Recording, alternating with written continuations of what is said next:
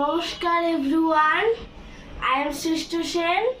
আমি অনেকদিন পরে আবারও এসেছি ইংলিশ ক্লাসে। So no more talk, let's start it. Word and syllable, শব্দ বা শব্দাংশ, part 2। Different kinds of syllable.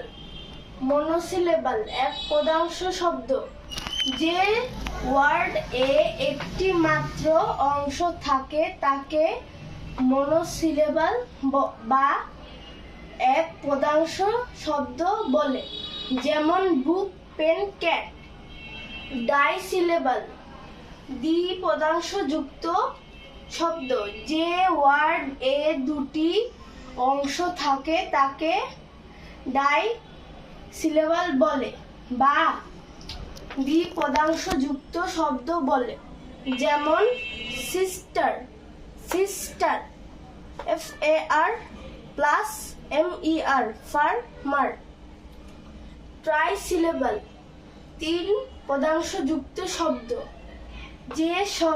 যে ওয়ার্ড এ তিনটি অংশ থাকে তাকে ট্রাইসিলেবল বা তিন পদাংশ যুক্ত শব্দ বলে, যেমন UM plus BRE plus LLA, umbrella. AEDU plus CA plus TION, education.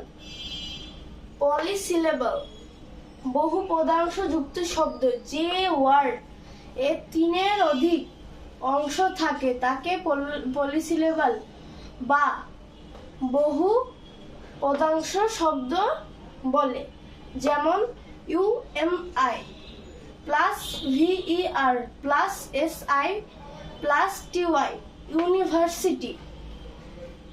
EXA plus MI plus NA plus TION, examination.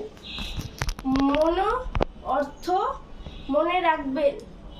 মনো অর্থ এক, ডাই অর্থ দুই, ট্রাই অর্থ তিন এবং পলি অর্থ চার বা চারের অধিক। So no more today. If you like my video, so I am very happy. You do like on my video, and যদি কিছু বলার থাকে তাহলে অবশ্যই কমেন্ট করবেন। বাই বাই, নমস্কার।